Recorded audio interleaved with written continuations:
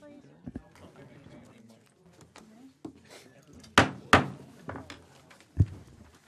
I'd like to call to order this Monday, March 7th meeting of the Finance Committee of the Ascension Parish Council. Ken Dawson, would you please lead us in the prayer and the pledge? Let us pray. Father, we come today giving you thanks and praise for all the blessings you bestowed upon us. During this day, oh God, we ask that you especially look upon Councilman Dempsey Lambert for the loss of an uncle, Marty Birat. We pray that you just minister into the entire family, heal them of their hurts, oh God, and just touch them, oh God, during this time of need. As we come today, we ask for your wisdom in doing the people's business. We thank you for the opportunity you've given us to serve, for you said in your word, if you want to be great in your kingdom, be the servant of all. Give you all the glory and praise. In Jesus' name, amen. Amen. I pledge allegiance to the flag of the United States of America and to the republic for which it stands, one nation, under God, indivisible, with liberty and justice for all. Thank you, Ken.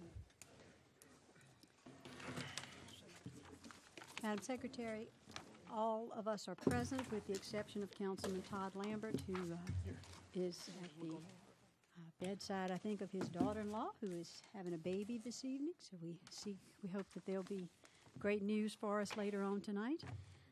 At this time, I would like to ask for a motion to add to the agenda an intergovernmental agreement between the River Region Cancer Screening Center and Ascension Parish government. I will need a unanimous vote for that purpose. Do I have a motion? Motion. I have a motion by Mr. Cagnolati. Second by Mr. Kluot. Any objections? Hearing none, that item will be added as item number, let's see, where are we going to put it here? So it becomes 9A, or 9B, excuse me, since we have a 10. Okay. So, also I would like to mention that at the appropriate time for public comment, if you would like to speak on any agenda item, please sign a public speaker card with the secretary, and you will have 3 minutes at the appropriate time to speak.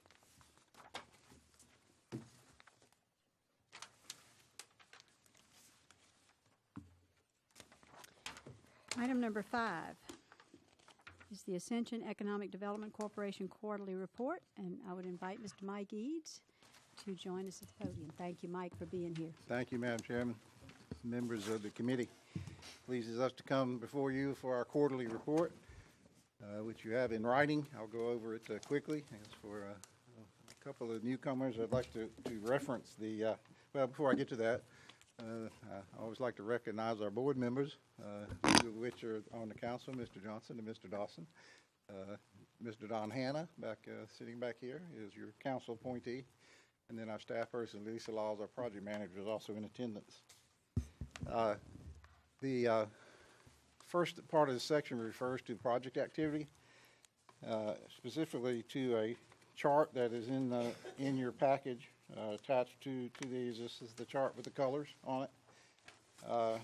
Just remind you that the colors have a meaning. The orange ones are potential expansions of existing firms that are already here in the parish, and the yellow ones are potential newcomers to the parish. As you can see, we continue to have pretty strong activity as far as people looking around, either for new or expansions. And I always like to hit the highlights on the ones that we rate as A, which are the prime ones and the cream of the crop. This Project Reflection is a company we've been working with for a couple of years now on a possible expansion.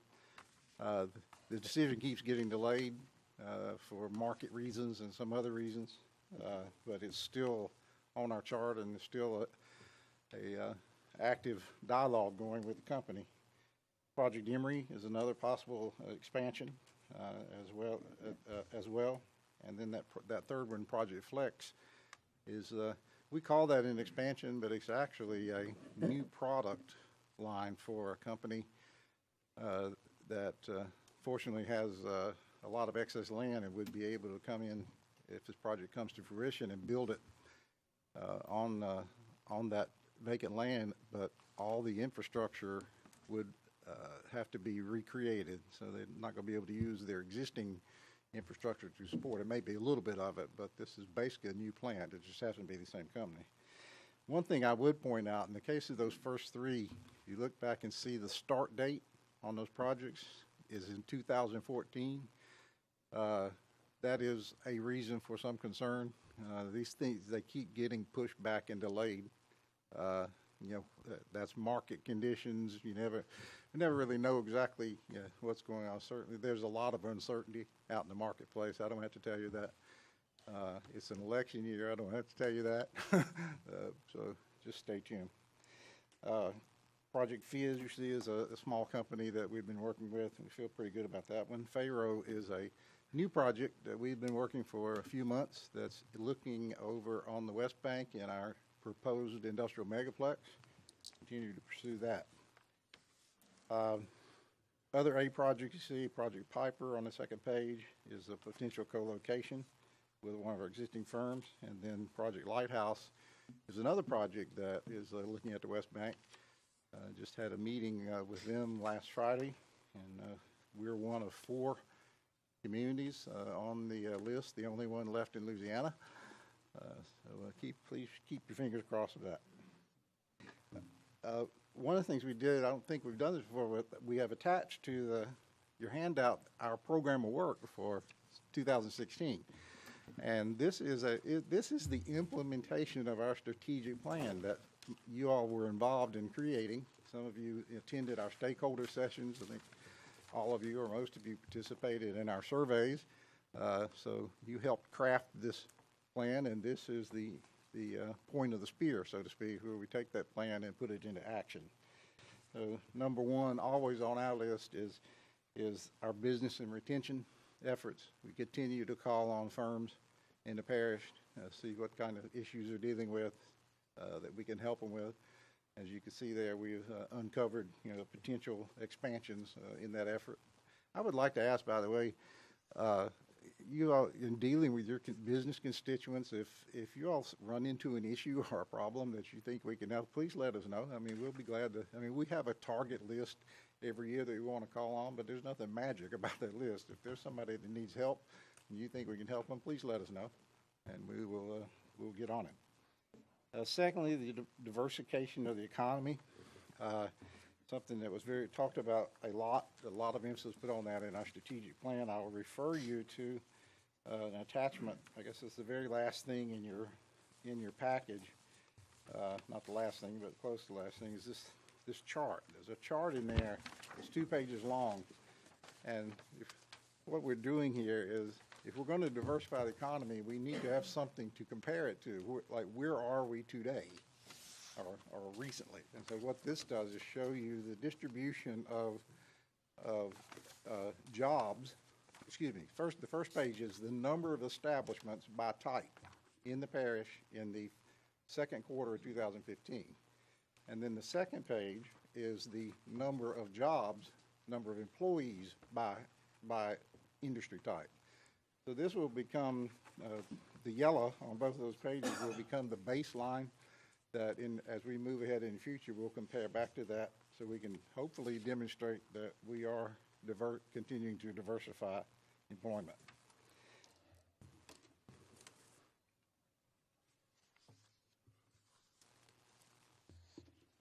The third item there about improved competitiveness for additional petrochems. We continue to work on our Megaplex project on the West Bank. The project that we have looking at it sort of diverted our attention for a little while from the big picture, as it should, because this is a substantial opportunity. But we're continue to pursue that. We're looking and conversing with potential developers to help us with that project, and continue to look for financing and other amenities. We mentioned in there on the third page to work with our existing companies to to identify opportunities for co-location. There's actually 3 projects on the project chart that are co-locations with existing operations. And again, we find that to be a very attractive opportunity because the infrastructure is already in place. Whether it's water or railroad, electricity, whatever it may be, at these existing sites, and it's a way to have a higher density of use and create additional jobs. And finally, certainly last but not least, to communicate, what we're doing. We did start a email newsletter. I hope you all got the first issue. If you didn't, let me know. We'll be doing that quarterly, and happy about that. We're just starting the process of rebuilding our website completely, make sure it's mobile friendly, et cetera. And then the only other thing I had is that we have a vacancy on our board from the council.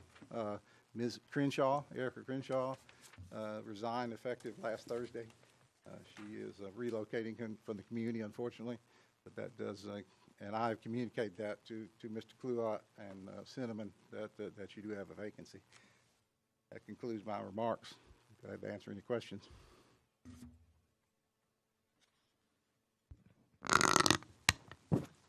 Gentlemen, does anyone have any questions?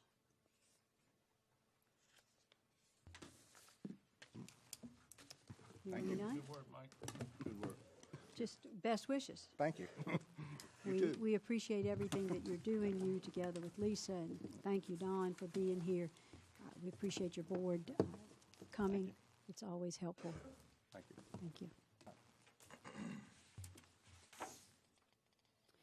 Item number 6. Mr. Gasper Jafici will help us to understand the work that has We can come only hope. from the Impact Fee Subcommittee. And Madam Chairman, certainly answer any questions. Thank you, Gasper. well, thank you. Madam Chairman, gentlemen, President Matassa, my name is Gasper Jafici. I was asked to chair about 2 years ago an Impact Fee Exploratory Subcommittee.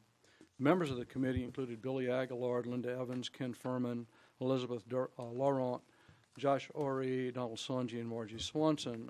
Billy's here tonight. I'm not sure that any of the other members made it tonight. A brief introduction to this, the history and purpose of the subcommittee. The committee was created by the Finance Committee for the purpose of objectively exploring the possibility of and the justification for implementing a transportation impact fee for the parish at this time, and for making a recommendation to the Finance Committee based upon its findings, and that's what we're here to do tonight. Background information, the foundation for the work of this subcommittee was the 2005-2006 Transportation Impact Fee Study for Ascension Parish that Duncan and Associates did, along with a subsequent draft Transportation Impact Fee Ordinance done at that time, and a research by myself and other members of the committee. Generally speaking, the members of the subcommittee represented the interest of residents, business owners, developers, and brought different perspectives to the process, as you might imagine. It was a very good committee, though, and we had a lot of good interaction, and I learned a lot about the perspectives of others, other members who represented other interests of the parish. I want to just quickly go over because of possible misconceptions there might be about transportation impact fees, I want to quickly talk about what they are and what they aren't. Transportation impact fees are a one-time, upfront fee imposed by local government on a new or proposed development to pay for all or a portion of the cost of new or expanded off-site, meaning off-site of the development, transportation-related capital improvements necessitated by the impact of the new development. These fees are usually implemented to help reduce the economic burden on local government local jurisdictions that are trying to deal with the population growth within a specified geographical area. The rationale and legal basis for impact fees, there has to be a connection between the new development and the need for the new or improved facilities in the designated geographical area. The impact fee must be able to benefit the person or the company or whoever paying the fee, and the fee must be calculated on a fair, proportionate formula for all residents who are subject to pay the fee. Transportation impact fees are specifically designed to eliminate negotiated exactions and to level the playing field by requiring that all developers pay impact fees based upon their impact to the parish's major roadway system. Transportation impact fees are not a replacement for a sales tax measure for transportation improvements. They are not a funding source for transportation capital outlay program or a road maintenance program. They are not a cure for existing transportation deficiencies or other deficiencies. You have a copy of the draft ordinance before you. There are just a few things that I've highlighted in there that I want to point out. This ordinance has been reviewed by Parish Council, although it can stand further scrutiny, I'm sure. Page 3 of the ordinance talks about the need for there to be appointed an impact fee administrator, a person or persons designated by the Parish Council, primarily responsible for administering the provisions of this ordinance or his or her designee. Keep that in mind. Page 4 refers to the major roadway system. These are still under definitions within the ordinance. All state roads within the Ascension Parish and major parish roads that function as arterials in the judgment of the parish engineer. The existing major roadway system is identified in Ascension Parish's existing major road inventory of 2016.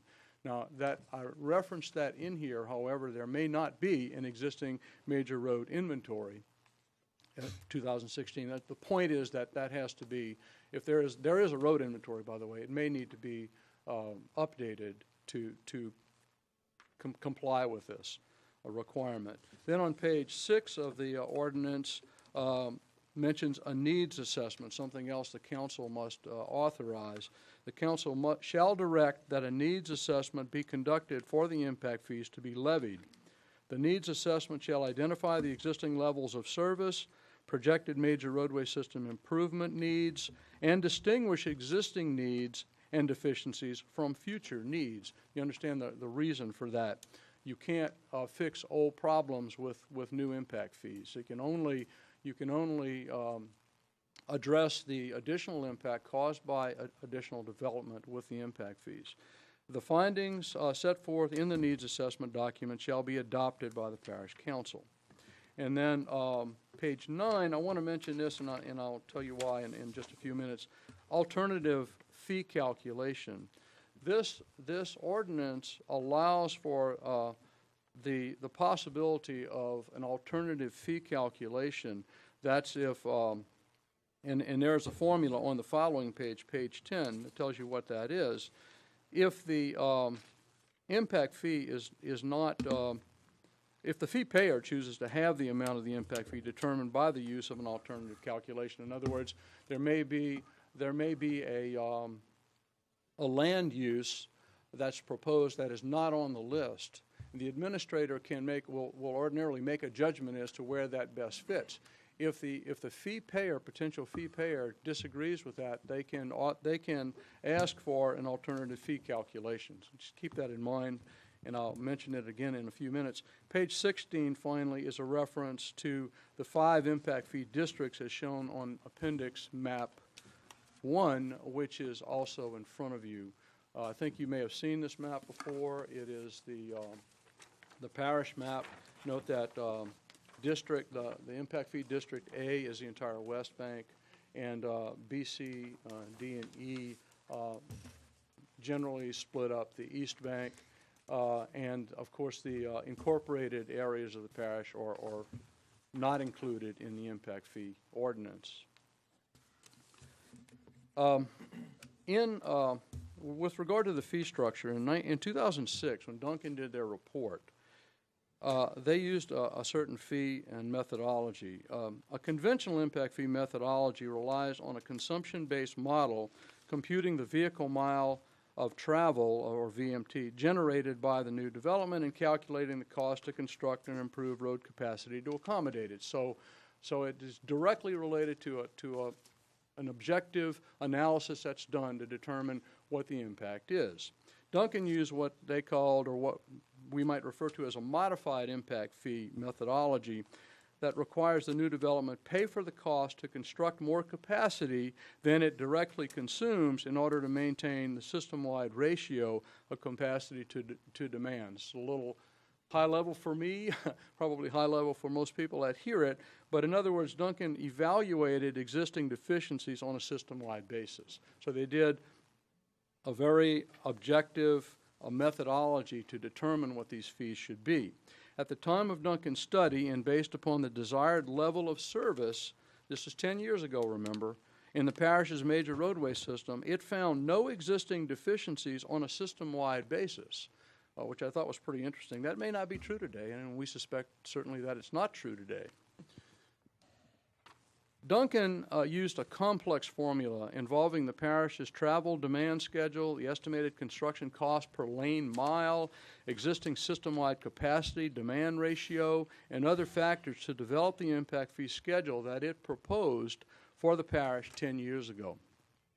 In other words, the fee schedule that Duncan proposed was not an arbitrary schedule, but based upon objective analysis. And if you look at the last handout you have, and that's this transportation, what I call the transportation net cost schedule, the first column or the middle column of that page is labeled Duncan's numbers from 2006. Those are the numbers Duncan proposed in 2006. An update of Duncan's fees to 2016. Well, one of the first things I did as chairman was to start with Duncan's proposed fee schedule from 2006, analyzed the methodology they used, and updated the fee schedule to what I believe Duncan would propose today, and that is the next column on that schedule called Updated Duncan's Numbers, and you can notice that they're, in some cases, substantially higher than the 2006 numbers. The fee structure recommended by the subcommittee, finally, and that's the last column, the subcommittee did not have consensus on using the updated Duncan fee schedule that I had originally proposed, or any other fee schedule that was presented, because we looked at a few different possibilities. So what we did was we looked at each land use, going down the left side of that page, each land use, and that was presented separately, and the committee members negotiated an arbitrary fee for each land use type. I say arbitrary, not completely arbitrary. It was somewhat based upon other fees they'd seen in the area, other fees that Duncan had proposed. In fact, if you look at the committee's recommendations, they, with some exceptions, conform pretty closely to what Duncan recommended 10 years ago. So the only reason I point that out is because, well, a couple reasons. One, the fee schedule presented to you by the committee is somewhat arbitrary. They were at negotiated fee schedules and not necessarily based upon the methodology Duncan used to prepare theirs. And number two, if someone objected to the fee for a proposed development and wanted to use the formula, the alternative fee calculation formula, if we use the numbers from 10 years ago or we use the numbers that the committee is recommending today, it's quite likely that the fee calculation is going to be considerably higher now so they'd find that it wouldn't be, the alternative fee calculation formula may not be useful in that context, if you get what I'm saying, you know, because it should be more up to today's cost. So those are the findings. I sort of saddled this committee really with a decision to make, I suppose. Not only a decision as to whether or not to go forward with impact fees or to recommend that to the full council, but also to determine whether or not you want to go with the committee's recommendations. And I will stand behind that. I think the committee did its very best job to come up with these numbers. Anyway, I'm open for questions. Thank you, Gasper, very much to you and your fellow citizens who represented each and every one of us as you worked to try to accomplish something that has not been done in Ascension Parish. So this is not easy, and certainly has many different approaches that could have been taken. At this time, I'd like to open this to the members of the council of the committee for discussion. Dr. Sadler. Yeah, thank you, Gasper, and thank you, Madam Chairman. Gaspar, I appreciate the work the committee did, honestly. That said, however, and I think you actually expressed it well toward the end there, have some concerns. And my concerns are that the numbers that are being recommended this evening, these are my words, are woefully low. More using your words, it's because of comments you made that Duncan likely would not have recommended those numbers if it was redone in 2016. I further would like to note for the record that it's no secret at our March 1st Strategic Planning Committee meeting just a few days back, we had public comment. We had 14 members speak on the issue of a moratorium, and the moratorium per se was predicated upon, and it came out of committee 5-0 unanimous vote, that it would be needed, the 6-month period, to allow time, and that's where it's connected here, to us to develop meaningful impact fees. Of those 16 people that spoke in front of our committee, 14 from the public, we had 2 developers, one common in the list of the, whatever it was, 7 or 9 individuals you indicated that were on your committee. This particular developer, and I'm going to actually use 3 or 4 of the gentleman's quotes to exemplify what are my concerns about what do we do going forward. And a major concern would be, I see it in ordinance here, and I haven't had a chance to study it. It's 25 pages long. I think that's a real good start and everything, but let me quote a few of the developer comments that I find particularly troublesome. Quote, I am on the traffic impact subcommittee, unquote. Quote, it was originally started as an impact fee subcommittee to study impact fees. Now note, the gentleman stated the purpose of this exploratory committee, and you have said it as well, was to study and recommend impact fees. That's plural, not obviously the lone thing we're here tonight looking at, transportation fee, which is of course clearly singular. In other words, and I've struggled with using the word, I don't want to use anything too inflammatory, but it's almost like the committee ignored their charge. You yourself admitted in a, you might remember the spiral bound book that you gave us in a previous report. And I'll just go ahead with that and read the mission statement there. Not the whole thing, it's rather lengthy, but the second part. The primary goal, as you point out, and correctly I think so, was transportation, but the secondary goal was to explore the justification of imposing impact fees for various other purposes, in other words, outside of transportation or roads, and to draft an ordinance or ordinances, which has been done, but again, unfortunately, it's just for roads, if that's justified to do so and to suit those purposes for the committee's consideration. Interesting now, this developer used his entire time to address us as strategic planning, not again about the moratorium issue, but about impact fees. And he went on to say that after the first 2 or 3 meetings, and this is another quote, it was decided, and I'd have to ask, and I'm not sure who decided at that time, to only, emphasis on the word only, look at taxes at roads because it's the only taxes that we collect. In other words, transportation taxes. Of course, we all know that's just not so. Of course, I mean, the last time I looked at my own property tax bill, it had, you know, probably a dozen or more other infrastructure pieces on it. And we all know even when you pay not just ad valorem taxes, but sales tax, that it's more of that money dedicated to many other infrastructure pieces than just traffic. The gentleman said, so we altered the committee to be a traffic impact fee study committee, which is what we studied.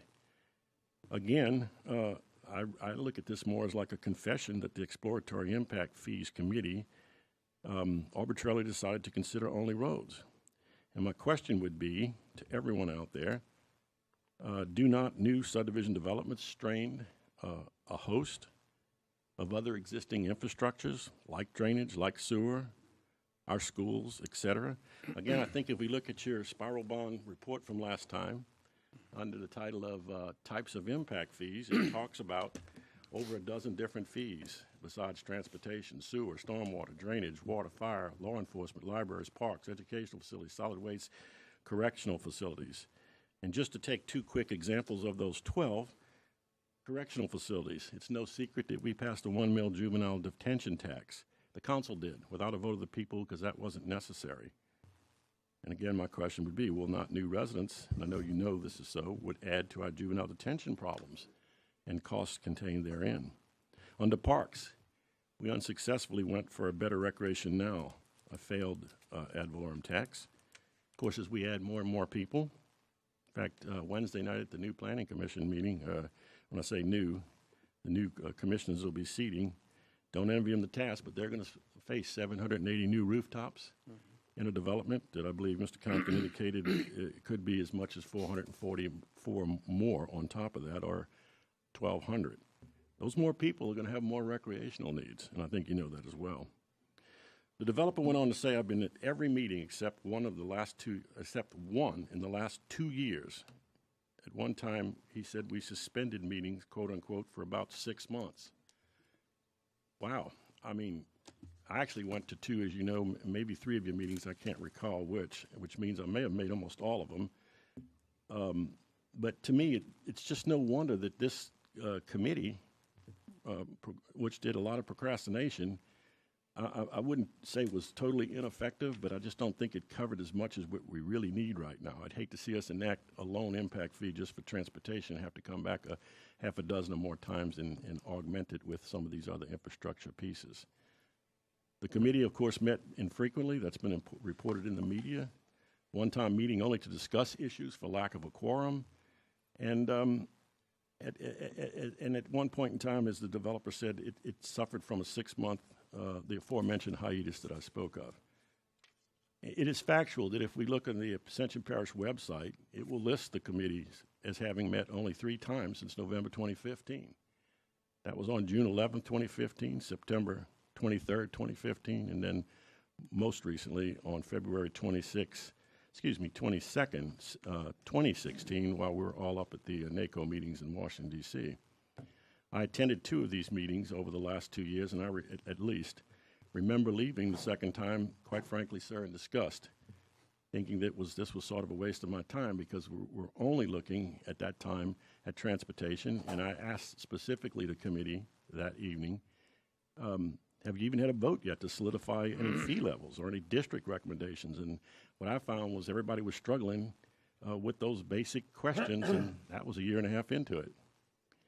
Quoting the developer further, and I'll try to sum up, I've never stated my position on impact fees, he said in Ascension Parish. What I have said was I would not support impact fees unless it was done fair, equitable, and with no waivers for anyone, and I would totally agree with that statement.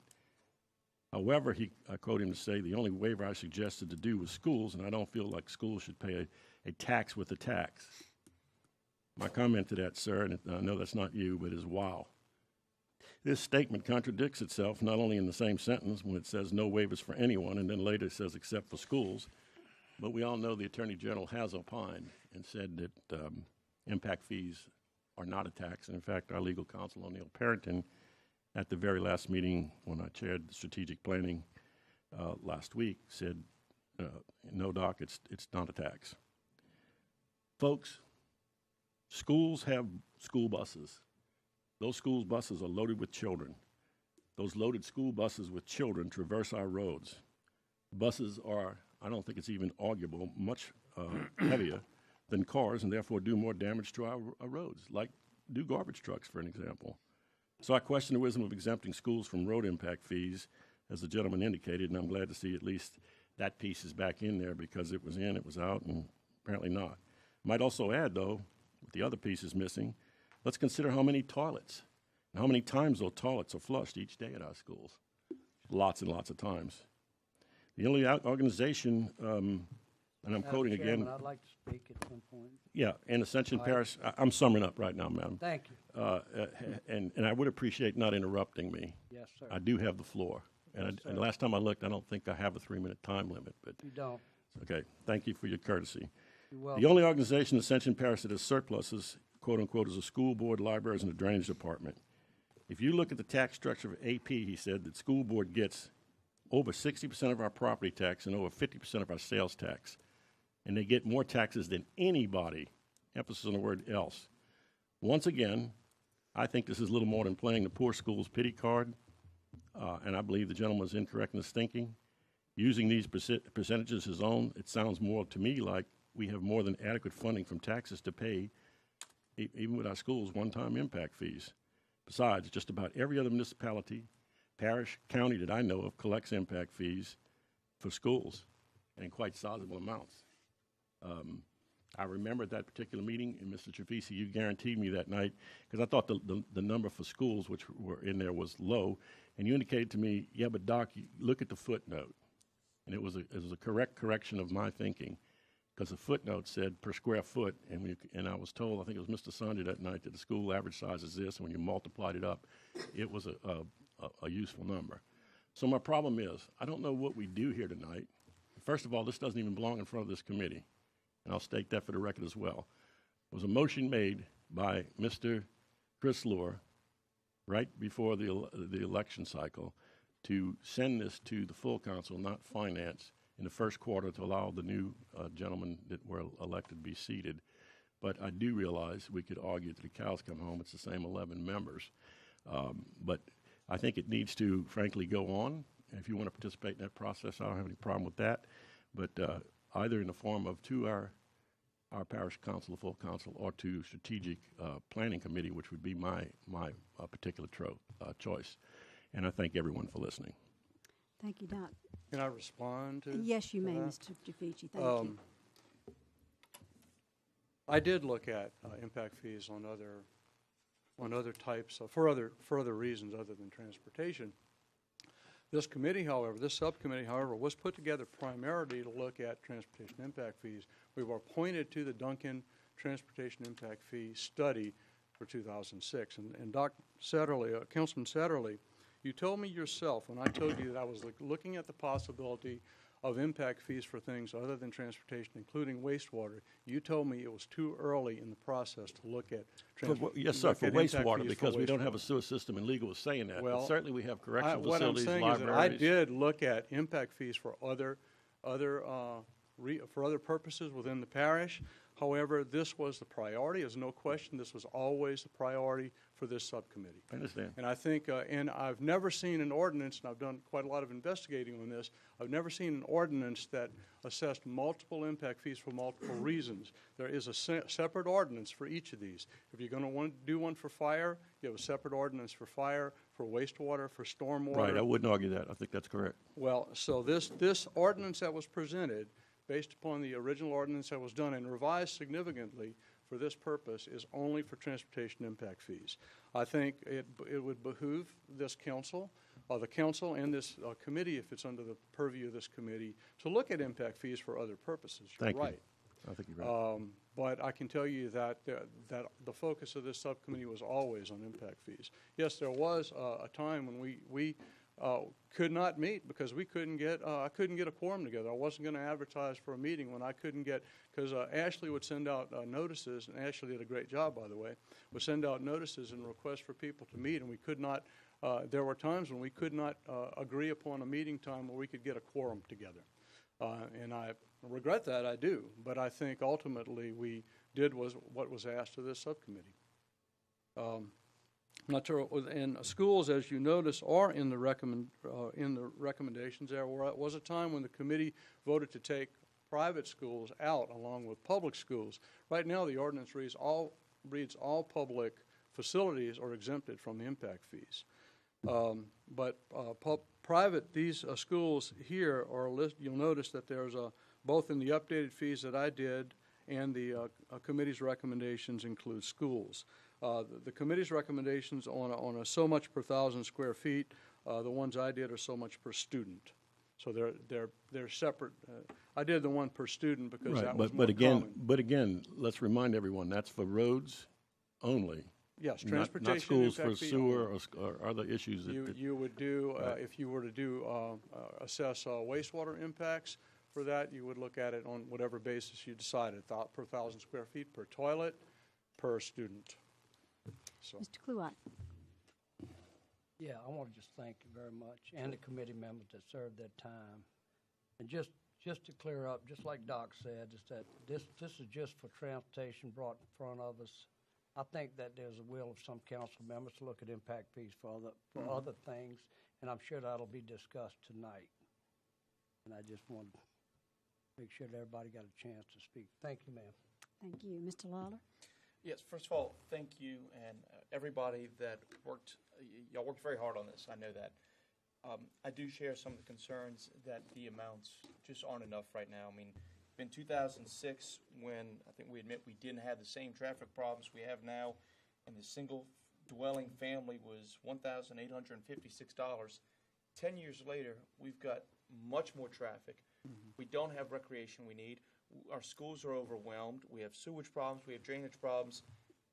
And the fee is $46 more. And that, to me, says we're not evaluating things quite right. That's right. But that's something that we can work on. Just for the record, I do believe that we can do impact fees for multiple purposes. It's something that I think we should really consider, whether we have multiple impact fees or a single impact fee that is for capital improvements. It's something that we can do. I think it's something we should look into. This is a great start. Thank you.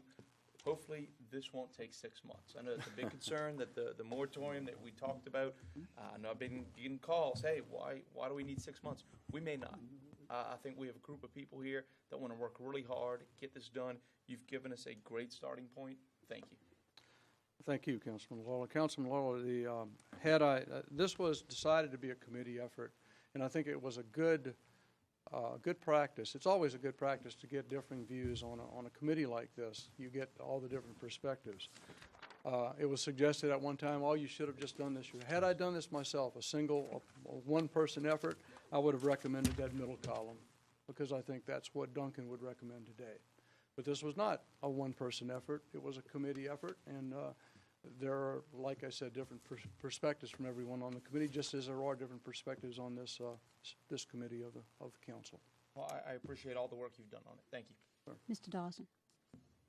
Thank you again for the work. I know everybody realizes that you guys put in a lot of effort. Not an easy task, as we all know. I had just maybe the math type questions, Gasper, if you will. Without getting into too much detail, but how did you get from for example, 1856 to the 2607? Was that an inflation-based number, or how did that? It is largely that. In Duncan's original numbers were published, were based upon a methodology which I mentioned before. They also published a 2002 or 2004 national study of impact fees in general, not just transportation, but impact fees. They republished that and updated it in 2012. I took those two studies, the 2002 and 2012, I think they were 10 years apart, looked at the methodology they used in 2006 to come up with the way they came up with here, and adjusted these numbers. You can call it inflation, because that's essentially what it comes out to be. Their numbers in their 2012 national study, which some of you may have a copy of, reflect that much of an increase from the original study. Now, frankly, between you and I, the numbers that I suggest would be today were probably still a few years, maybe 2 or 3 years old. They're still only they're a couple of years back, not 2016 necessarily, but they're certainly more up to date than 2006 numbers. Well, I mean, wouldn't you say that in the last couple of years, the inflation has been fairly low? Yes, that's true. 1.5% or so. That's true. Now, so I don't feel that's why I don't feel uncomfortable with the numbers I came up with. And I know you guys looked at some of the adjoining communities and some other places. For example, in Louisiana, how do these numbers that you're recommending, how do those compare with neighboring communities? And the recommended numbers on the right column? Yes. They're higher. They're higher than neighboring communities? Yeah, but it's really comparing apples and oranges. When you look at Baton Rouge's transportation impact fees, other fees they assess and other ways they have funds for transportation improvements are different than we have. If we just look at traffic impact fees, so they're lower in Baton Rouge. Lower in Baton. What about St. Tammany, or do you know? These are general. Louisiana fees in general, impact fees in general, are lower than the rest of the country. Mm-hmm. So our fees, when you compare them nationwide, are on the low end of the spectrum for transportation impact fees. Well, what I'm trying to understand, or maybe you don't know, existing fees. maybe you didn't look at that, but generally the recommendation that's made in this far right-hand column, is that more or less in line with what you looked at comparable communities in Louisiana, or It's is it higher than or Baton lower? Rouge. St. Tammany, I think, also has transportation impact fees. And it's generally higher than other parishes. But again, Louisiana is generally lower than the rest of the country. Okay, thank you. Councilman Joseph. Yeah, Mr. Chair. My question, across the board, by you doing your research and everything, what is the average impact fee across the board if we would add sewage, recreation, and what you call per household, what that number would look like? 3,000 to 4,000, 5,000, I can't say, 10,000? but it really depends on, I have that kind of information in the research I've done.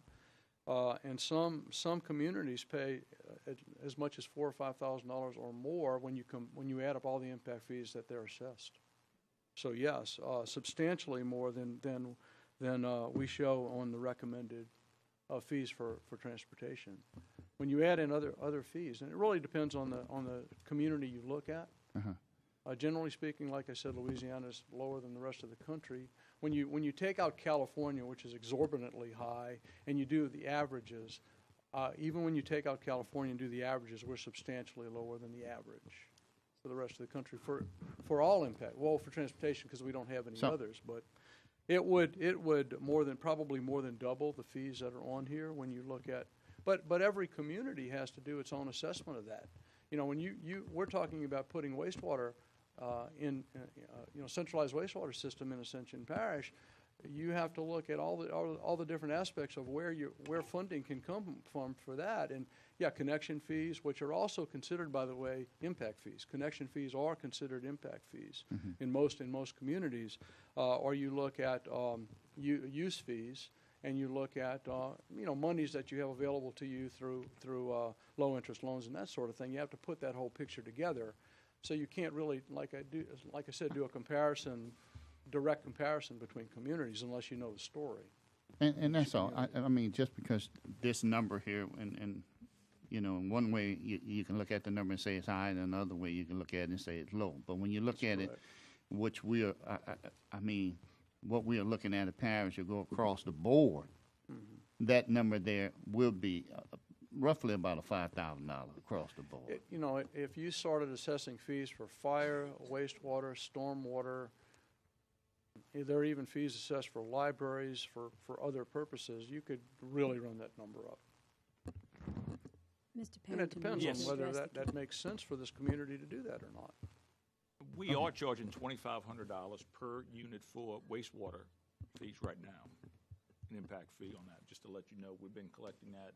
We're starting to collect that on all the developments that are out there now. Because that was passed in 2011, but we kind of held off on it while we were working on this. We started collecting that. It's on all the current subdivisions that are coming up. They're either paying that or they're dedicating the cost of that, making an in-kind donation of all their equipment to the parish for that. But we've been working on that for probably the last 3 or 4 months. A per house connection fee is an impact fee. It's sometimes called something else, but it's an impact fee. Yes, Doc. Yep. Thank you, Madam Chairman. And Gasper, please, I hope you're going to speak to me again, brother. I mean, I'm sure that didn't come off the way you might have not liked it by your rebuttal, but I appreciate that. I think that's good. We need to have this dialogue. But let me amplify something that Councilman Lawler had to say. He used just one category. For the folks at home that don't have this, we have in front of us a transportation net cost schedule, and it contains a total of 32 categories for what's called land use types, in the vein, again, of the singular impact of these land use folks, movies, banks, schools, daycare centers, what have you, that would use the roads. I did a quick count, and I may be wrong just counting it up. I used a single error to mean that it was less in the committee's recommendation, column C, as you call it in the handout, and in column A, which is Duncan's numbers for 2006. Right. Sometimes it's a double error, a triple error, and I've even got some 4 errors down. The 4 errors down are things that, for land use types, for example, are greater than 50% less than the recommendation, today, less than what Duncan recommended 10 years ago. Of the 32, 19 That would be 2/3 of the 32, or some 30 to 40% less in 2016 than what Duncan was recommending in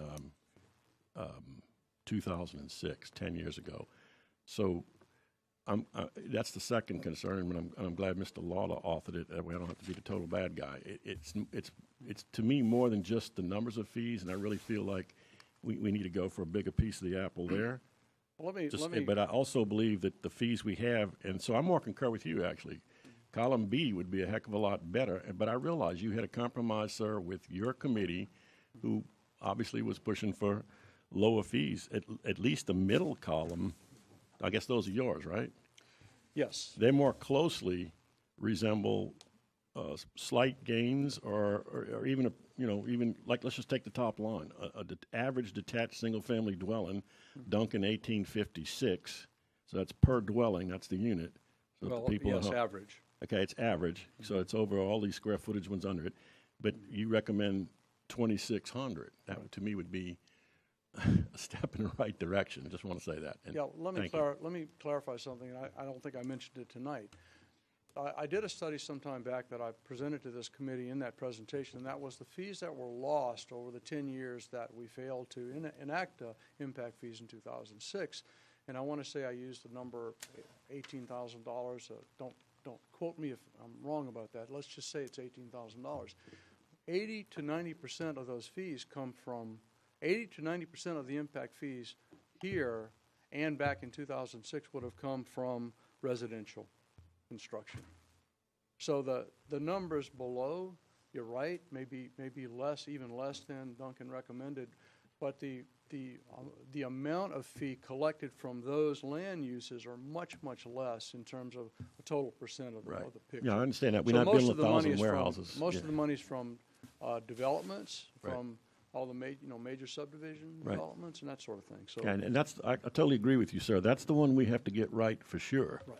Because as you just pointed out, that's where the money is. I realize we're not billing, well, like next week at the Planning and Zoning Commission, I mentioned the potential for 800 out the block and maybe 12 to 1,300 rooftops, as I call them. We're not going to build that many warehouses or movie theaters. In fact, I don't know if we got more than one or two in the whole parish. I'd have to think about that. even though the But- cost per thousand So those, square yeah, foot those or are not whatever, of a higher, major they're issue still to me, few. but I just wanted to point out that 19 to 32 categories for land use type are reduced somewhat, and some of them radically so. So I'm not sure what the logic of that was, but again, I have empathy. You had to deal with a committee. I know all about those kind of things, and you had to do. I think you used the word a consensus. Right. We voted on every one, Right. one at a time. One at a time. Yeah, I didn't get to see that. I was in NACO in D.C., so I heard it It was was a like spectacle. sort of like fill in the blank. It was. Thank you, sir. Casper, Okay. if I may mention, I think you said 18,000, and I think we missed 18 million. Oh, did I? I'm Yeah, sorry, yeah, that's I okay. misspoke. Just wanted to clarify If it was that. 18, if it was about 18, I want to say 14 to 18 million, I think I came up with a number like 18 million lost in 10 years. Somewhere between 80 and 90% of that came from would have come from residential. And going forward, that same thing applies. Most of the fee that you get from an impact fee, where you would to adopt this, would come from residential construction and not everything else. And Gasper, the 18 million, thanks for that. It's, you said last time, it was conservative because if It I was remember, conservative. I you didn't couldn't count adjust it for everything. over the 10 years, every year, tonight was Right. mentioned Well, I cost of used living actual inflation. numbers. In terms of housing developments, I use actual numbers given to me by staff. So I had a good number for the housing development. I didn't have really good numbers for everything else. I had to do some estimating for all the other categories. Right. But still, the bulk, and this is true of most communities, I think, that have impact fees for transportation, the bulk of the fee would come from residential. Right, because I've heard some swag estimates as high as 50 million. No, couldn't Too come far? up with that. But conservative 18 million, yes or no? I think 18 million is conservative, yes. Thank you. Gentlemen, do we have any further questions? Benny? Well, Gasper, I also want to thank y'all for the work y'all done. And I've seen some of the information you put together, and to add to your point, I didn't bring it with me tonight. Coming from work, I forgot it at the house, but there was one county in California, if I remember correctly, it was somewhere around $15,000 or $17,000 impact fee for sewer alone. Yeah. It's On California's a residential little out of property. whack with the rest of the country, but that, It looked like most of it was for sewer, somewhere in the neighborhood of about 4,000 to 7,000 average, from what I remember looking at that data, and that was just on that particular category. I too would support trying to do this at one time as opposed to going back and forth as far as other impact fees, especially towards sewer and fire as well. Question for you, and I've had a conversation, is the research you've done, understand the transportation districts, and I see the map you have here, is there any other method for doing that?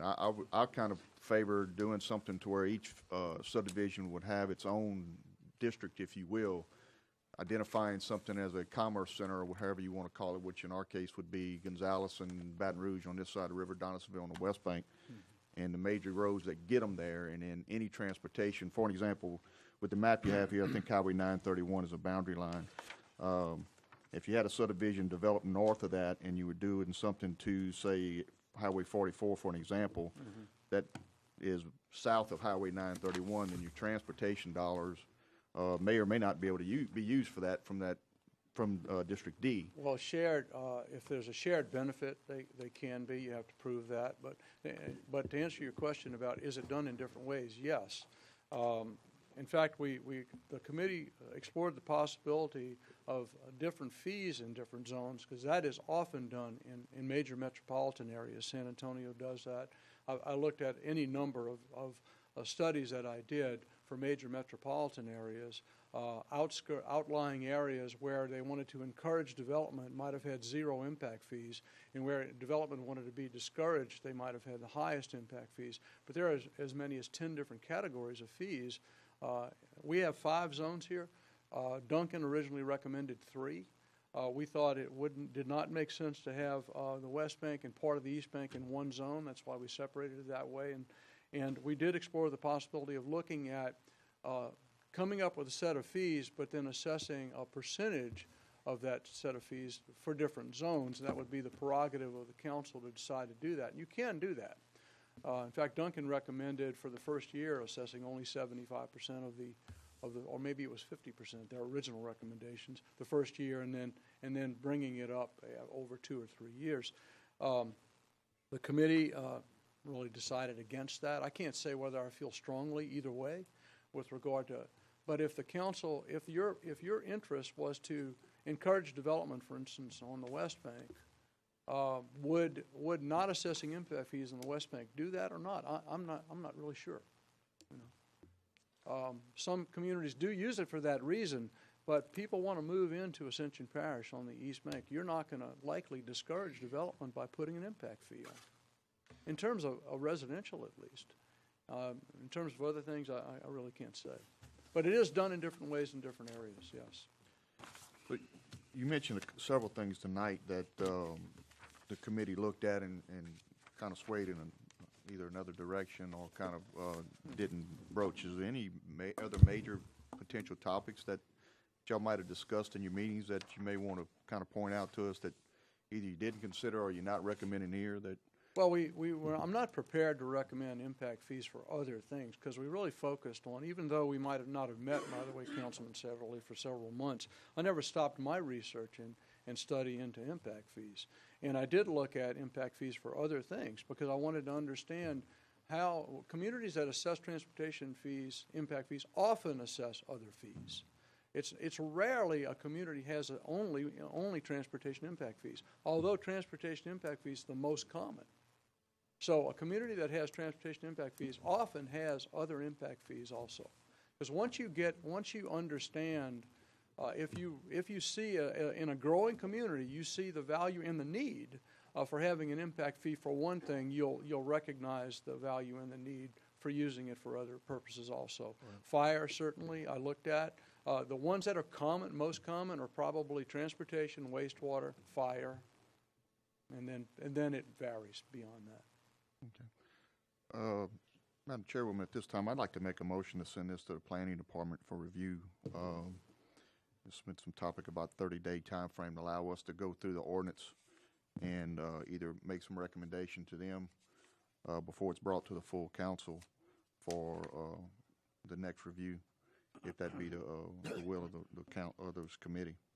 Have a motion to take the recommendation to the planning department for its review and resubmittal.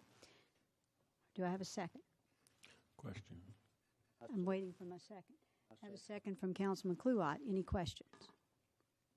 Councilman Saddle. Yeah, I'm just wondering, in lieu of the loss in the last few days of our planning director, how exactly, who are we sending this to, and who do we expect to study it in a 30-day period is very, very short. I do realize, however, and I respect with Councilman Benny Johnson saying relative to, I'll just say it like it is, we had a 5-0 vote on moratorium, which means that if I understand Mr. Parrington correctly, unlike impact fees, which would take 2/3, we only need one more vote with the full council when that issue is brought up, which could be as quickly as the next, if Chairman Kluot so sees fit to do so, council meeting. 30 days is a real short fuse for something that they spent 2 years on, despite the limitations of quorums and your personal research and everything else. I just, are we going to be able to really look at all these other issues that quickly through that method? And I'm not trying to procrastinate, trust me. I mean, my druthers would have been to send to my committee, but maybe some of my committee members, yourself included, Benny and Aaron and Bill, and y'all might not want that. But I'm kind of thinking it'd be easier to move. I view the parish as kind of like a cruise ship, and 4 or 5 tugboats trying to bring it off the dock, and they all pushing in different directions. I wonder if we won't get bogged down with the same problem, because we have large agendas with lots of items, and our group has kind of decided we're more of the philosophical type of committee anyway, that we would take on one item at a time until we resolved it. And I'm not in any way bragging that my guys were able to get moratorium done in one meeting. It was a 2-hour discussion, and I wasn't sure until the final vote whether we were going to go there or not. But and I don't know what the time frame would be. But once we do, remember the moratorium is the reason we had to be justified according to legal is because to give us time to put impact fees in. Let's be sure wherever we send this, Madam Chairman, that we can get it done very, very timely. Absolutely. So I have a motion and a second to send this to, I'm sorry, Mr. Joseph, I apologize. Yeah. Administration, if we send it to you, you can solve that problem? You can have somebody? You can contract somebody? You can do something, right? I don't need to contract it. We have a planning zone and Good enough for me. I'm in favor. and we also have a consultant. Okay, so I have a motion and a second to send this to the planning department for review or to the administration, I think, for their review and allow the administration to deal with it. We have 30-day time frame for them to return, to bring that back. What do you want us to study? 30 days, correct? This document right here? Okay, we can This handle that. document, and if Benny has a further comment. I'm not going to make a decision about what we're going to study. This body will do that. I mean, we've got a pretty lengthy ordinance here, as well as other documents, supporting documents, and there's, I think, a general consensus that we would like to do something else with other types of fees, whether it be for fire or what have you. Allow us time to study this and bring it back to a point of contact within administration, in the planning department, to consolidate those discussion points and then bring it forward. If it takes more than 30 days to get that stuff organized, we can always bring it back to the full council, to this body, and ask for an extension of that time frame. That's just to give us let's try to move this, kind of situations, what my thought process on the 30 days was. And if it takes a little bit longer to do that, I'm okay with it, but I would like a little bit of time to study this as well as some of the other information I have, to make some other recommendations to either add or delete from this. Because I think you've got a study in here that we may wind up having to do something with, that's going to take some time to do before you could actually start charging impact fees, if I understood this correctly. Mr. Joseph. All right, then, Benny, I'm with you, then, and I have to go with Doc, because this is finance. If he gonna come back, it need to go back to strategic planning, then strategic planning make a recommendation, and it goes to the full council, and if it goes through that, it goes for review, and then it turns into an ordinance. So, I mean, if it's gonna come back from a recommendation on impact fees, it's gonna come back based on the ordinance. It's, for it to become an ordinance, it's either go to full council or go back to strategic planning. Well, I That's, think that's my recommendation. if it was started, it didn't come from strategic come planning, from it started strategic here. I mean, planning. if you're gonna send it back, I would send it back here. That would be my recommendation. I'm just, it's a Either finance, here or the full this is a council. finance meeting. Yeah, either here or the full council. I mean, if you go to the full council, you can accomplish the same thing. And that way, if you wanted to take action on it, you have the full council, you take action on it and move Well, it. that's what I'm saying, but the Council, too. administration is saying which way we want to go with your motion is come back to the full council, goes to the full council. That's what I would say. That way, if you want to take Then action on it, that's- run with it. That's it. Then to the Mr. full President, council. We can study this document and come back to you to the full council in 30 days. that sounds good.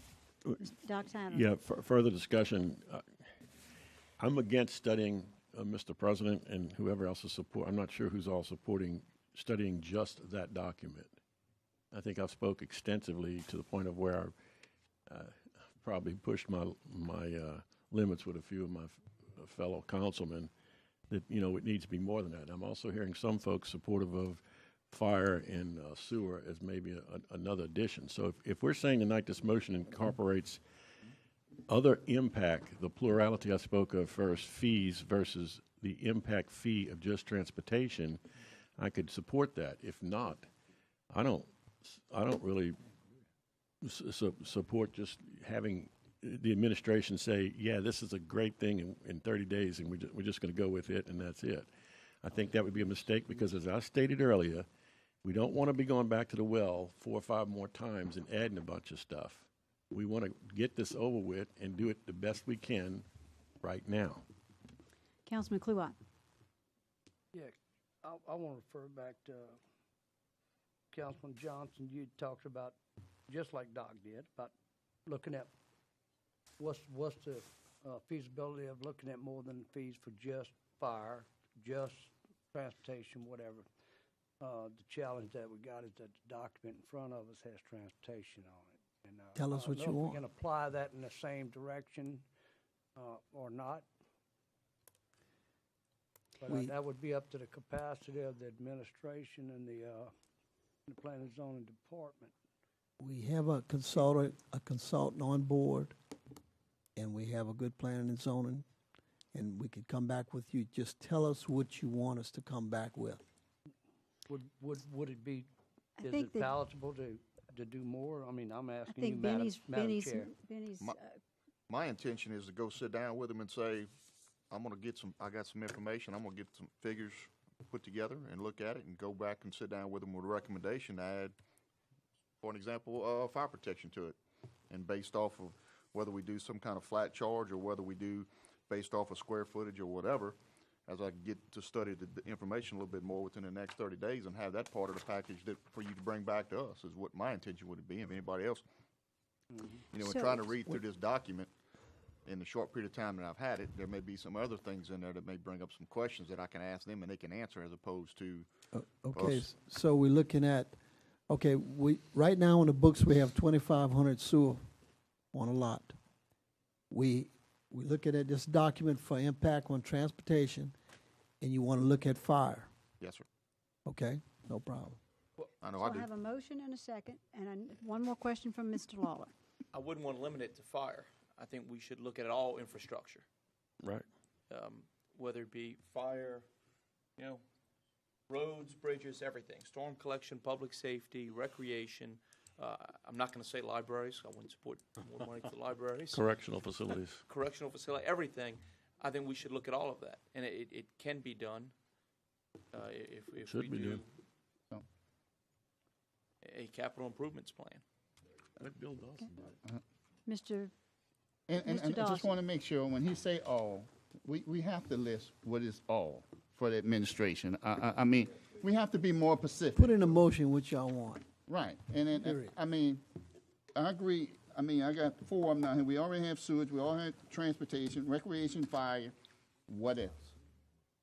Drainage, Madam Chairman, jail, You want me to read the list again of types of impact fees that we might want them to consider? That's what I'm saying. I mean, those I'm gonna four is the acknowledge Mr. priority to me. Dawson first. I'm gonna make those four, and I'll walk away that anything in the future, we could come back and add it. I'm sorry, which four again? If you, We already have sewage, and he can come back with that study based on how Just we're gonna which do ones, that. Mr. Joseph? Transportation, recreation, and fire.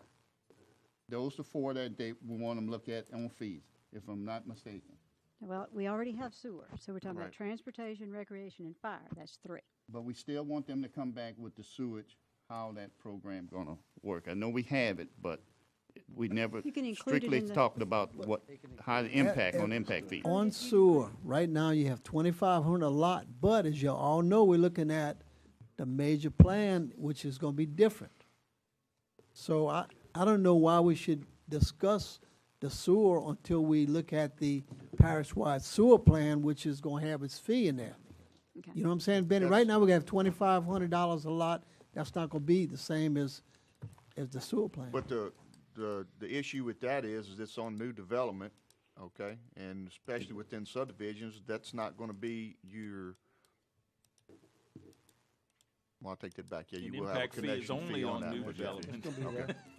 That's all, Correct. you can only do impact fees on Gentlemen- what's, on the impact of a new development. You can't make up for the past woes Right. with No, impact no. fees. That's right. Okay, so do y'all wanna, I'm like, gonna- take sewer out of this right now? Because it's gonna be done under the master plan for sewer. That's fine. That's fine. yes. Randy, I'm going to allow 2 more comments, and then I'm going to Just real firm this quick, up.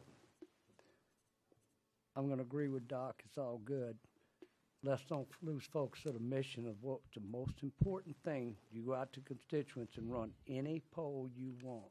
It's transportation right now, getting from point A to point B in any given time. Although I'm good with looking at the rest of it. Thank you.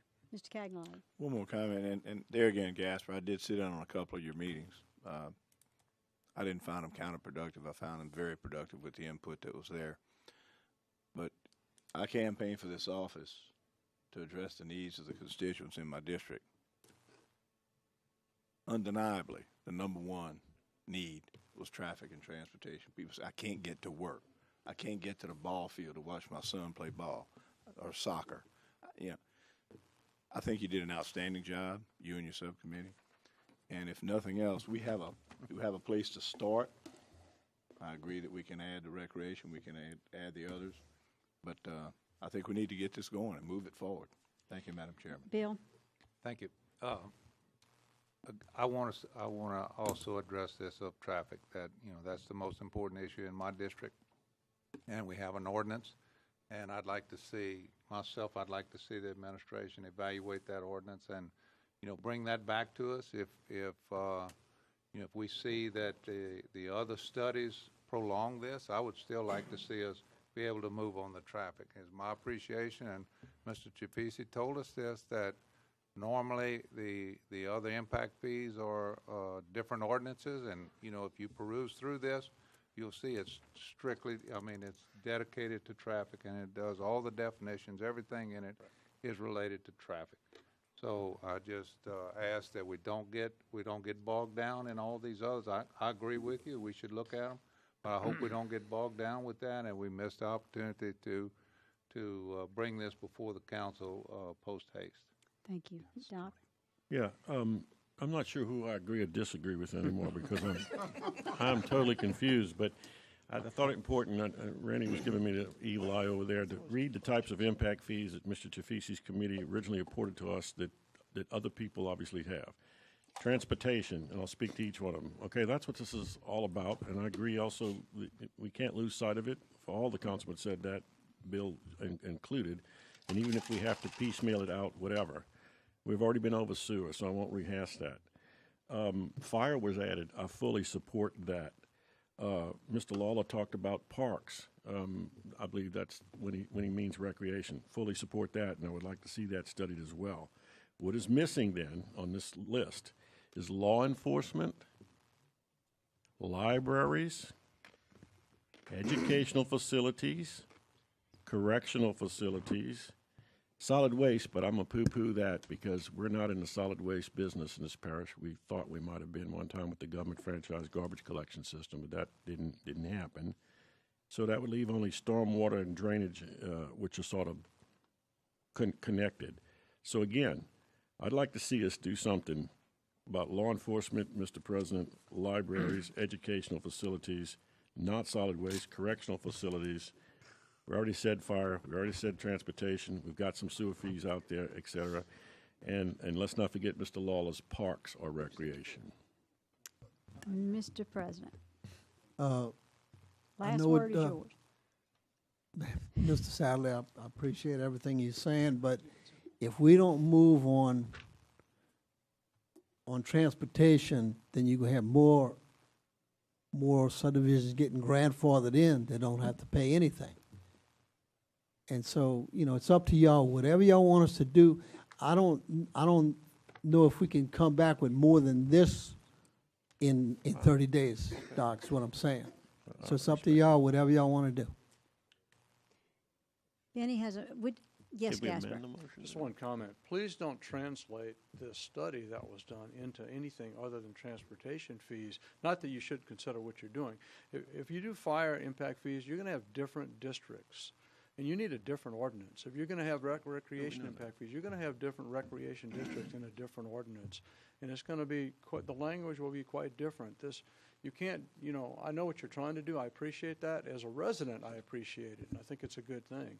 But this is only transportation. Yeah, I agree that the administration can take a look at all the other fees. I'll be happy to consult with them, you know, as my role as chairman of this subcommittee, if they need my input. But I can tell you that you can't use this ordinance for anything other than transportation. It's not worded in such a way that you can do that. Benny. Councilwoman, one of the issues that you're going to have by trying to, I'm not saying you can't do it, but this is based on a study. You can't pull impact fees out of the air. Right. There was a study done. Now, this is the basis of an impact fee. Somebody's got to do studies to determine all that other stuff, and they're not going to do them for free. So if you have some information that you can provide, but you just can't say, we want this to be the impact fee for this reason. You got to do a study, and that you can't, that's what you got to do for an impact fee. You got to have some kind of study to base this on. We did it with the transportation. That's why this was so easy to do.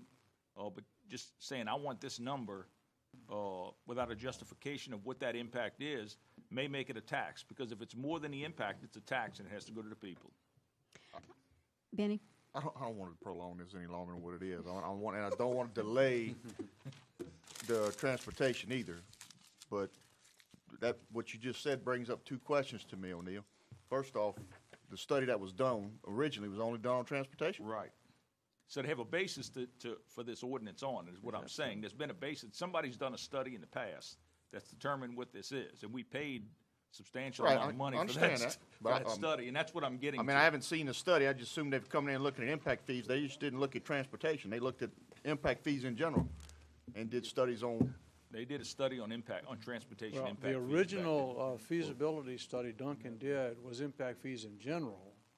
But the study they did in 2005 and updated in 2006 was transportation only.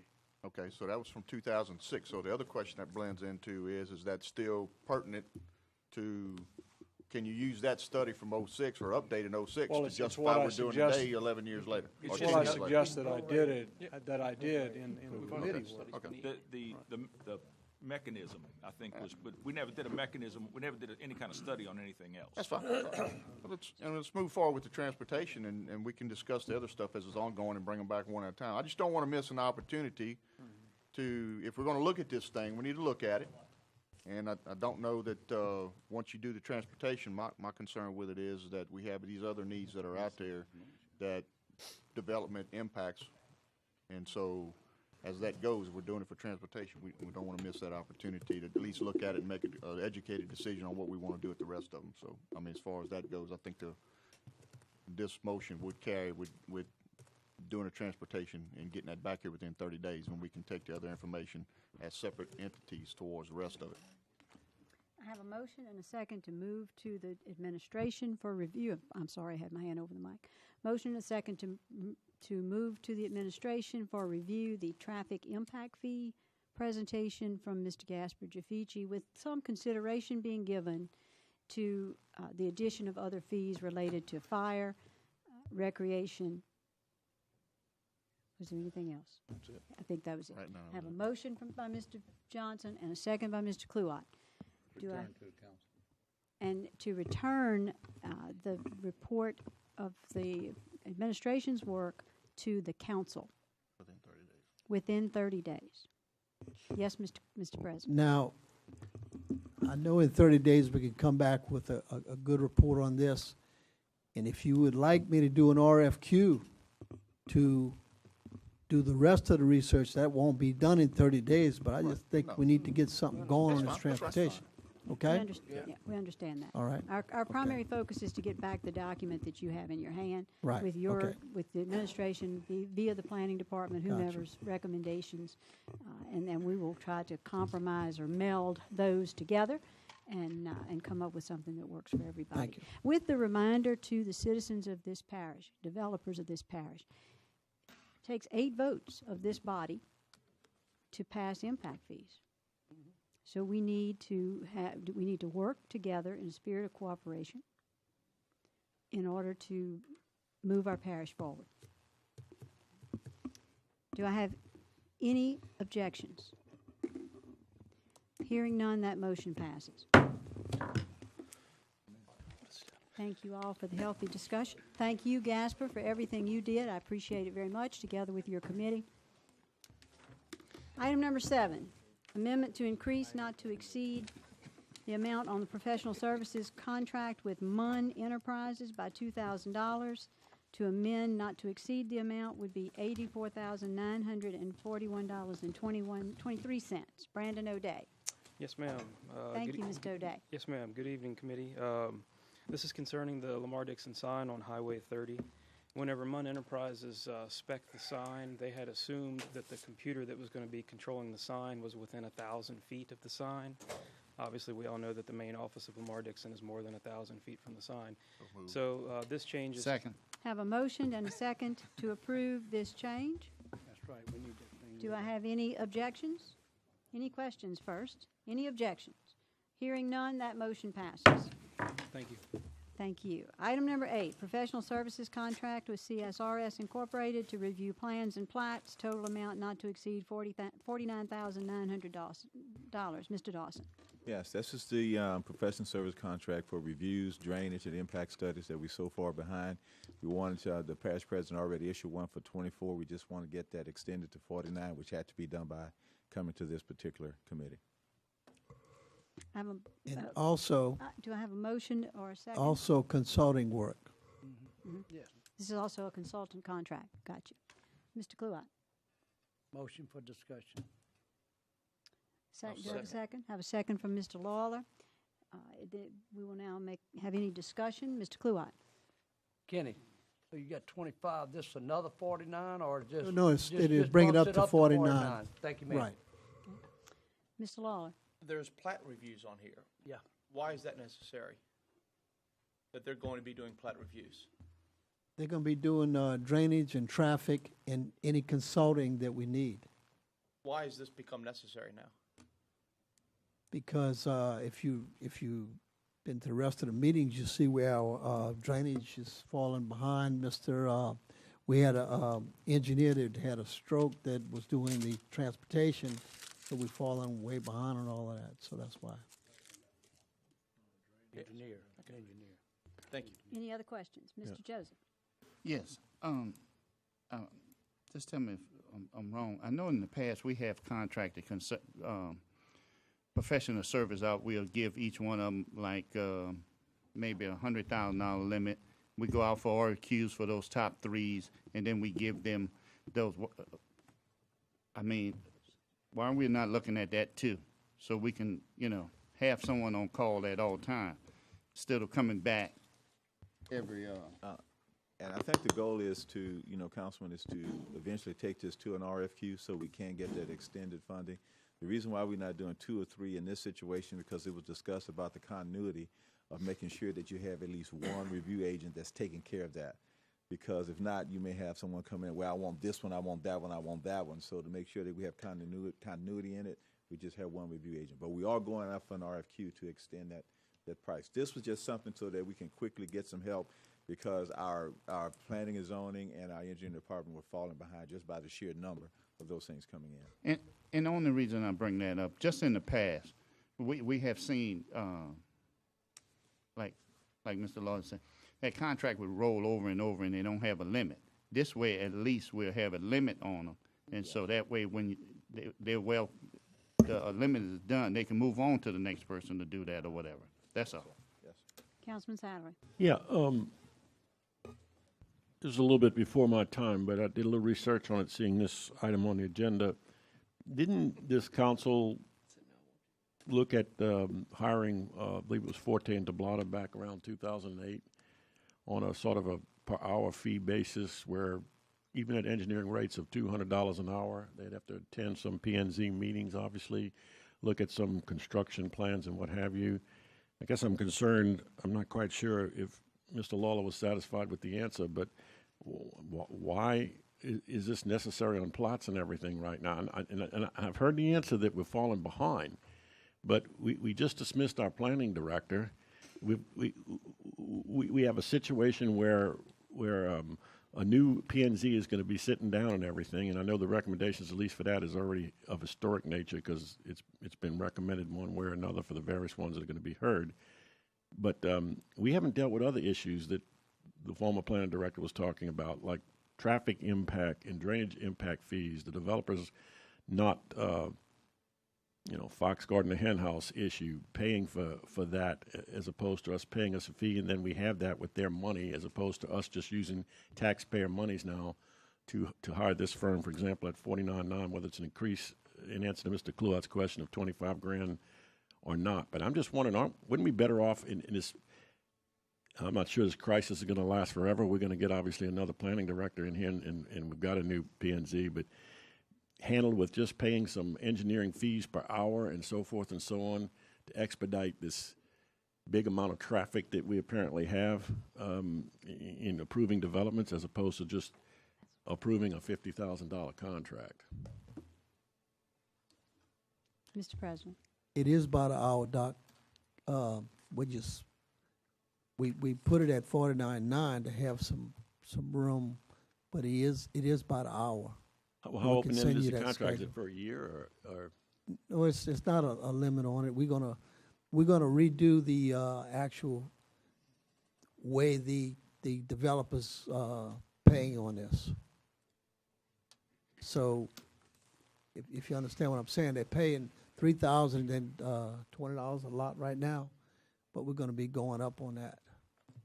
And or the Fort and Tablata model was that whatever the hours it takes, that's what the developer's going to pay. We're looking at all of that right now. So we got in a bind, and we asking for this contract with this company is going to make us some recommendations shortly on which way we need to go. Mr. Dawson. But do I understand it correctly, that we're going to be reimbursed by the applicant for this? This is going to be, the money is to get this kind of started in a pool? It is, but we got to change the way they paying. Okay. And so it's going to take us a little time to do that, but that's basically how But the it's intent, gonna go. this is to get us started in the process, and this is to draft up whatever legislation is necessary for them to reimburse us for this. Is that correct? And also to do some consulting work, like on the transportation issue. Okay, any further questions? So I have a motion and a second. Any objections? Hearing none, that motion passes. Item number 9, professional services contract with Excel Software Professionals to provide consultant services for the AS400 programs, preferred client support, not to exceed $26,925. Ms. Amanda Barat. Good evening. This is a contract for consulting, on-site service, and phone support for our AS400 programs. It's from January 1st to December 31st, 2016, and I would like to request a motion to Motion. approve. Have a motion by Councilman Kluwat, second by Councilman Dempsey Lambert. Any questions? Real quick. Mr. Councilman Amanda, Kluwat. do you have any, y'all have any, anything going to possibly move away from AS400? Yes, we are in the process of doing, getting an RF for a consultant to move forward with the new software program. Thank for you, the ma'am. accounting I just department. want to make sure I knew y'all was working on it, so. Yes, we are. All right, I have a motion and a second. Any other questions? Hearing none, that motion passes. Now, the addition of the item number 9B, the intergovernmental agreement between the Parish of Ascension and the River Region Cancer Screening and Early Detection District. Mr. Bill Dawson. So I'd like to make a motion that we authorize the parish president to sign the intergovernmental agreement between River Region Cancer Screening and the Parish of Ascension. I second it. I have a motion and a second. Any questions? Any objections? Hearing none, that motion passes. Now, item number 10, the monthly contract report. Ms. Sanders. Good evening. You have the contract report for all the contracts and agreements that we entered into in the month of February.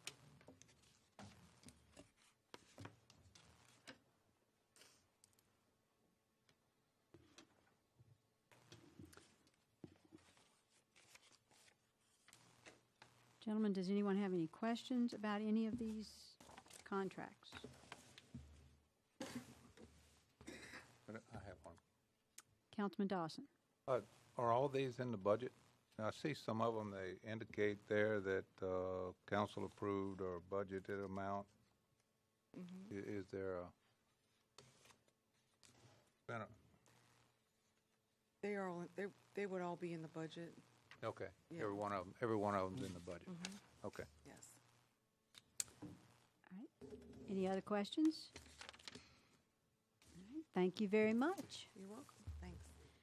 Item number 11, budget amendment number 2, approval to introduce an ordinance to amend the 2016 budget. Dawn Caballero. Good evening. You have before you an ordinance for budget amendment number 2, which reads as follows.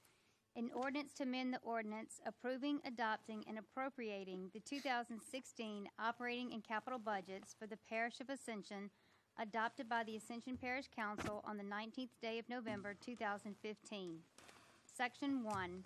The Ascension Parish Council hereby ordains that the ordinance approving, adopting, and appropriating the 2016 operating and capital budgets for the Parish of Ascension is hereby amended, approved, and appropriated as follows.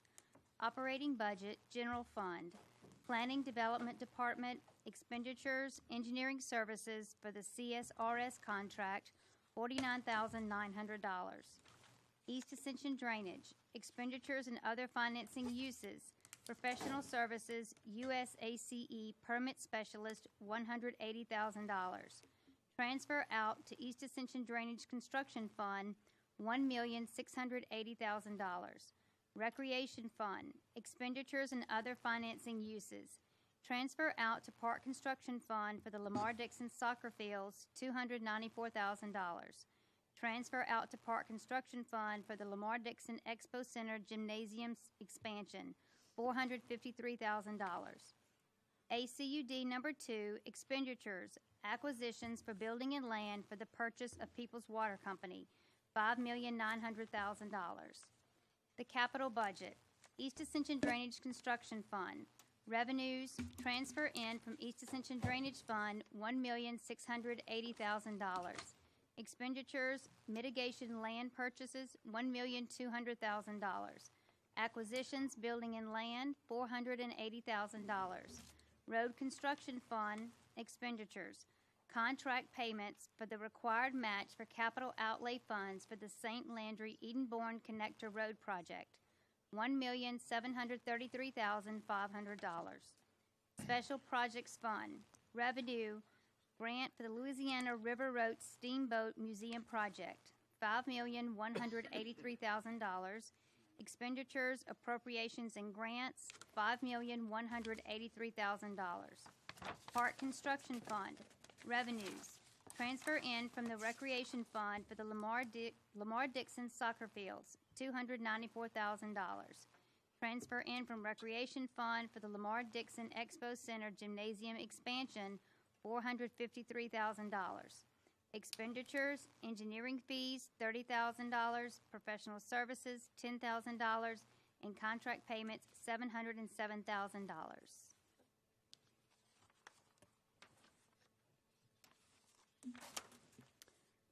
I have a couple of comment cards, and when I picked them up, I thought that they were both related to the same issue. Obviously, I missed one on item number 8, so I'll have to find out if the gentleman would like to. I don't see him, but I'll have to find out if he would like to come and address the council with regard to that issue. I have one on item number 11 from Matt Pryor. Matt? Thank you, Madam Chairwoman, and members of the committee, and I'm glad to see that you're all here, save Mr. Lambert, and as full council members. My name's Matt Pryor. I'm here on behalf of the Gonzales Soccer Club, and most of our board of directors is here tonight to give you some information about what's going to happen with the Gonzales Soccer Club at Lamar Dixon. And to say Gonzales Soccer Club, it's kind of a misnomer. We have 1,504 players right now. 2/3 of them come from the parish as a whole. Only 1/3 or less than a third have a mailing address in the 70737 zip code, which comprises the city of Gonzales, but it's much bigger than that. So the vast majority of our players come from Ascension Parish as a whole. As soccer clubs go, there are 47 youth soccer clubs in the state of Louisiana currently. We rank number 6 in terms of size. We're beaten out by Baton Rouge, Lafayette, Shreveport, New Orleans, and Mandeville in that order. And when you think about it, that's a pretty remarkable number for several reasons. First of all, we don't come from a major population area like Baton Rouge or New Orleans. Secondly, we have the biggest club in the state right up the road that plays at Burbank Park. So the fact that we're that size in the location that we are says a lot about the services that we provide. If you look at Livingston Parish, which could be comparable to Ascension Parish, they're less than 500 players. So they're virtually in the same spot that we are, but we're very much bigger than that. Right now we operate between 3 primary parks, Carver Park, the fields at Burnside right next to Spartan Stadium, and T-Joe Park. When this facility is completed at Lamar Dixon, we will be operating everything at Lamar Dixon. So it's not only going to provide services to 1,500 players. You can multiply that times 2 with parents, and that's assuming that there's not step-parents involved, and times 4 for grandparents. So the numbers exponentiate amongst the citizens that will be served by that facility. Currently, being at multiple parks, we have many families that have to be at one park for one child and another park for another child. It presents safety issues. It presents transportation issues. It is very difficult to work through that. One of the things that I want to express to y'all about some of the concerns that we've heard about this facility, and we know that there's costs involved in it, but we have not come to the council asking for a handout. We have done our due work on it. We had over $500,000 worth of dirt work donated, which has already been completed. If you go out to the facility right now, you can see all the 7 soccer fields laid out. Lights have already been installed there. We just need the final budget money to get us to the fields installed with the irrigation systems, the proper turf, obviously the concession stand, and bathroom facility, as well as the input driveway and the parking lot. When we get that done, it'll be a tremendous facility, and it will be a revenue generator for the parish. Not only will we be hosting tournaments there, we are a draw statewide. We've already had Louisiana Soccer, which is the governing body of soccer in Louisiana, contact us about holding the Coles Cup there as soon as Lamar Dixon is done, which is the state cup for recreational play. I will also say that we've done our work on this. We understand that this is a fully recreational park, that there will be other organizations which may want to use that. Of the fields that we currently use, we've always shared with everybody else. Last year, when the 7v7 flag football was here, they played on fields that we use primarily that were owned by the school board. Every year, when the high school soccer season starts, they're in need of space because the high school football season is not over and they can't move into the football stadiums. We always accommodate them. Santa Ma hosts a tournament on T. Joe's Fields every year. That will continue when we move to Lamar-Dixon. It is a win for everybody involved. It is a win for the parish, and this funding needs to keep going, and we need to get it out to bids and get this park approved. I'll be happy to answer any questions that y'all may have. I tried to get in 3 minutes. You did it just right. Thank you so much. We appreciate you being here as well as those of the members of your board. Gentlemen, does anyone have any questions? Okay, thank you so much. Thank y'all for your consideration. Appreciate it. Okay, so let's handle the budget amendment. I have a motion and a second. Motion. Second. All right. Any questions? Doc? Yeah, could someone out there from finance maybe explain to me the, in the ordinance, what was it called here? I had it up here a minute ago. The Louisiana River Road Steamboat Museum Project grant, revenues of $5.183 million, expenditures $5.183 million. What exactly happened there? Are we finally building after 5 years a steamboat overlook museum out at Homer's house?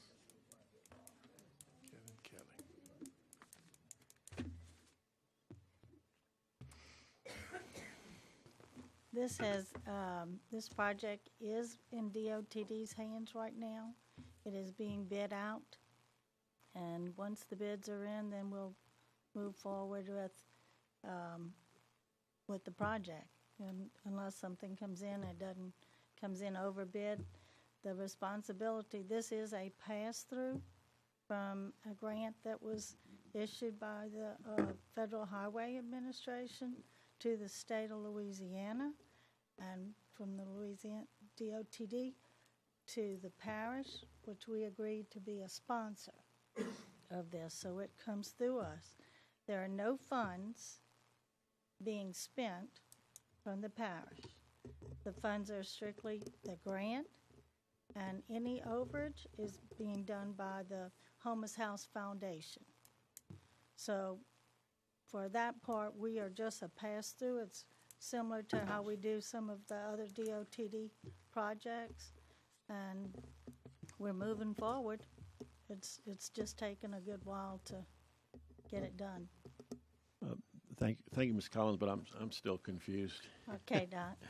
All right, so I was a commissioner back then, and so that's about 5 years ago. Right. The federal government says to Mr. Kelly and Homer's House, with our support, we're going to give you the $5 million. So that money has been somewhere, or is it now? I mean, who's had this money for the last 4 or 5 years since we haven't driven a piling in the Mississippi River, Okay. even though we were told as commissioners that we needed to do it the month we voted on it because the tides would come up and they would lose a whole year in a project. And tides have come up and down probably a dozen or more times in the last 4 or 5 years. So I understand you saying we ain't spending any money on it. I was also heard in years gone by that that the Army Corps of Engineers and other government watchdog agencies forbid the building of the steamboat overlook there at the spot in which the commission approved it, saying that it had to go, whatever it was. Unfortunately, Director Compton's not here. I'm sure he could speak to this. Right. 700 feet or something down the Batur as opposed to where When it they was looked originally at it. envisioned. So When- is all that approved? And I mean, Yes, you say sir. we're going out on bids It now. is already So gone where is through it going to vetting. be? The It's not going to building be is directly across actually from gonna Homer's be- house, right? I'm sorry? It's not going to be directly across from Homer's house. No. What's going to happen is the actual museum footprint is going to be on the Homer's House Foundation, the property right next to the gift shop when you come in. There will be a walkway that's for the people to go across, and then there is a walkway and parks, benches and that type of thing that's actually done on the levee. All of that has been vetted through the Corps, Pontchartrain Levee Board. All of the permitting that is needed to move that forward has been taken care of. It would not have gone forward if it had not had those permits. The Federal Highway Administration has signed off on this. The Department of Transportation has signed off on this. They have met all of the requirements for us to be able to do this project. It is being done by federal guidelines. Very fine, very fine. They're good. I'm looking forward to seeing that happen. Well, And thank you. thank you, Doc.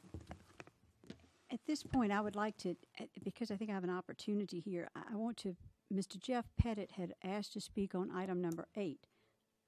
Had he left before number 8? Okay, I want to apologize to him profusely. This was under my item number 11 cards, and I failed to call upon him. I don't know if he was here at that time or not, but he certainly could. He had left before that.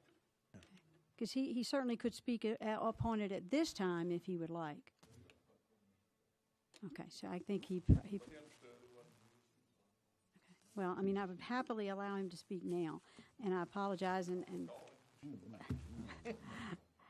mean, I'm not going to call him right now, but I will call him tonight if I can get his number, and I will apologize for missing him.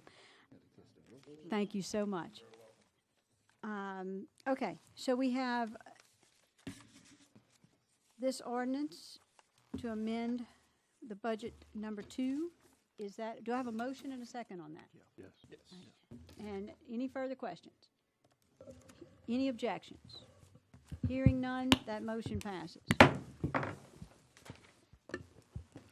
right, item number 12, the sales and use tax report. Thank you, Madam Chairman. You have before you your regularly monthly sales and use tax report. This is collections for the month of January based on December sales. This will be our first revenue report for 2016. We have our 3 sales taxing districts: Ascension Drainage, sales tax district number 1, and sales tax district number 2. And you can see in the middle column the percent of increase on each district, both monthly and year-to-date, of course, they're the same. And these increases were due to 3 remittances from the chemical plants. 2 were on the east side, which shows up under East Ascension Drainage, and one was on the west side of the parish. This was their, 2 were remitting their largest payments ever, so it was an extraordinary month. If you would take out those 3 remittances from those 3 plants, it would be just a little bit over 2015. Second page is the bar chart. Shows January 16 compared to 15. And you can see they're all up except business to business, and that's mainly due to the completion of some major projects that they're not using as many rental equipment and things of that nature. The pie chart is on page 3, and you can see where the petrochemical industry, which usually is in the 50s, for that 1 month in January, they represent 61% of all collections for the month. And the last page is the historical charts, and that just shows 1 month. The yellow represents all the January collections since 2007, and the red is the remainder of each year. If you have any questions, I'll be glad to answer. Gentlemen, any questions with regard to the sales and use tax report? Hearing none, we'll move on to item number 13, the revenue and expenditure report. Ms. Amanda. Good evening. Before you are the normal financial reports for the month of January 2016. Page 1, revenues are at 1.92%. And page 2, expenditures are at 11.57% at 8.33% of the year. On page 3 are charts that compare the year-to-date revenue and expenditure for both operating and capital to the budget. Page 4 and 5 gives you a brief explanation of the funds that are highlighted on page 1 and 2 that are under the budget for revenues and over the budget for expenditures by 5% or more. And the last page reflects our checks issued in January, over $100,000, and the total of the checks was $8,165,126. Once you review the report, if you have any questions, I'll be happy to answer them.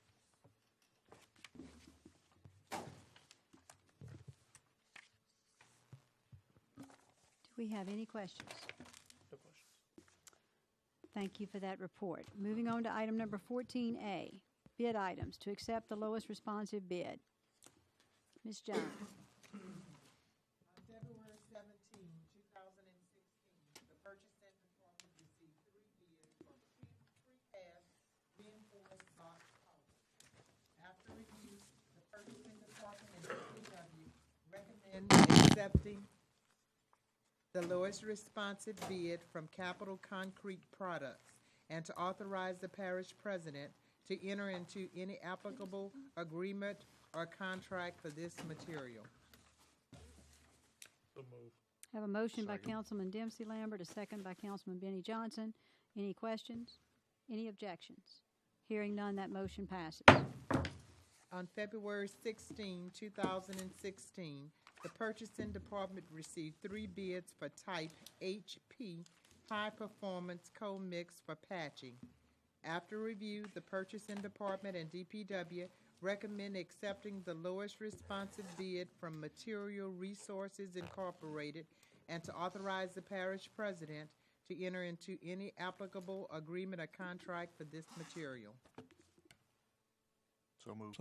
A motion by Councilman Benny Johnson, a second by Councilman Johnny Cagnolotti. Any questions? Any objections? Hearing none, that motion passes. On February 16, 2016, the purchasing department received 2 bids for CRS-2 asphalt emulsion. After review, the purchasing department and DPW recommend accepting the lowest responsive bid from Asphalt Products Unlimited and to authorize the parish president to enter into any applicable agreement or contract for this material. Have a motion by Councilman Cagnolotti. Second. Second by Councilman Johnson. Any questions? Any objections? Hearing none, that motion passes. Thank you. Thank you. Thank you, gentlemen, for a long evening of hard work. We appreciate you. And we'll hear a motion to adjourn. That from Mr. Cagnolotti, second from Mr. Johnson. We are adjourned.